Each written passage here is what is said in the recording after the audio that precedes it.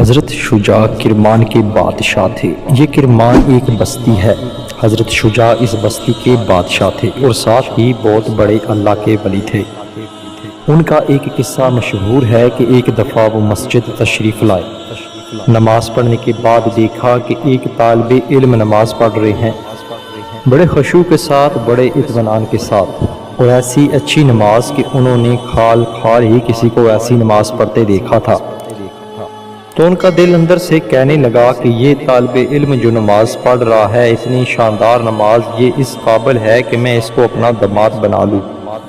انہوں نے مال نہیں دیکھا، انہوں نے اس کی دنیوی حیثیت نہیں دیکھی، اس کا حسب نسب نہیں دیکھا، اس لیے ان چیزوں سے اس کو کوئی تعلق نہیں ہے۔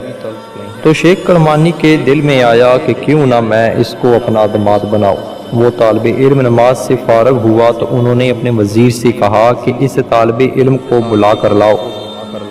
وزیر نے جا کر اس کو بلایا۔ وزیر کے بلانے پر وہ بیچارہ کانپ گیا کہ بادشاہ بلا رہے ہیں، پتہ نہیں کیا بات ہے۔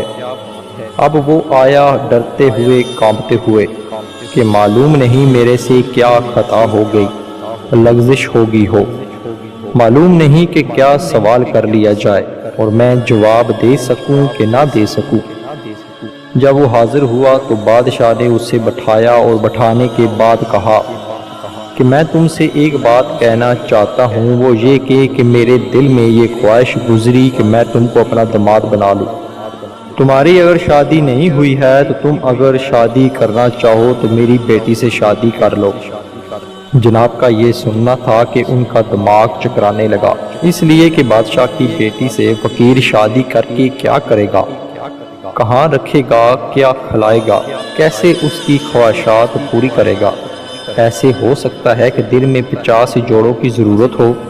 اب بیچارہ چکر میں آ گیا، ہاں کہوں تو مشکل، نہ کہوں تبھی مشکل، ہاں کہنے میں یہ مصیبت، نہ کہنے میں یہ کہ بادشاہ کہیں ناراض ہو جائیں کہ میری طرف سے یہ پیغام دیا جا رہا ہے اور تو ٹھکرا رہا ہے۔ بالآخر اس نے قبول کر لیا۔ اس کے بعد شادی کا وقت آیا، شادی ہو گئی۔ شادی ہونے کے بعد رخصتی ہوئی۔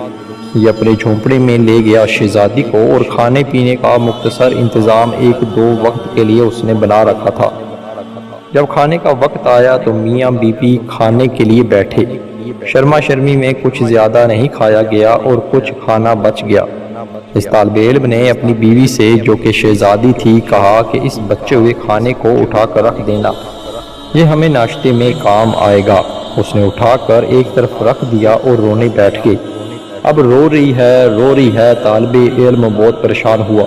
اس نے اس سے بار بار پوچھا کہ کیا بات ہے، کیوں روتی ہو؟ اس نے جواب ہی نہیں دیا۔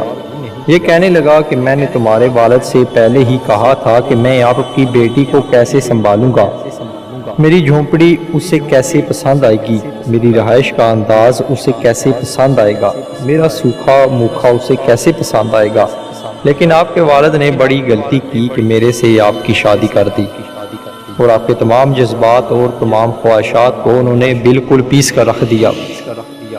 یہ آپ کے والد کی غلطی ہے، میری غلطی نہیں ہے۔ شاید تم کو میرا یہ جھونپڑا اور یہ سوکھا کھانا پسند نہیں آیا، اس لیے رو رہی ہو۔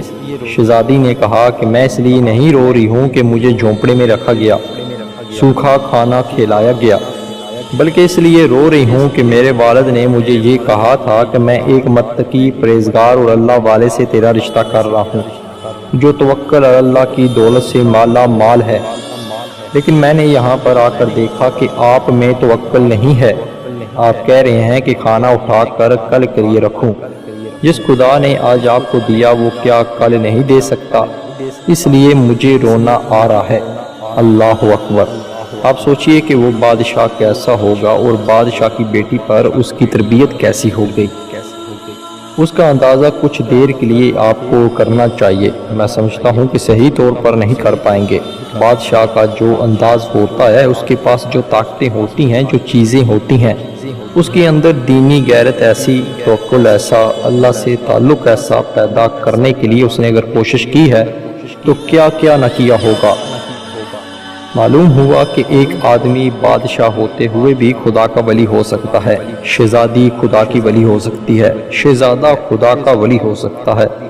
معلوم ہوا کہ اللہ تک پہنچنے کے لیے ہزاروں راستے ہیں، کروڑوں ہیں۔ جس راستے سے چاہیں آدمی پہنچ سکتا ہے، کوئی چیز اسے اللہ تک پہنچنے سے روک نہیں سکتی، جیسا کہ آپ کو یہ مثالیں بتا رہی ہیں۔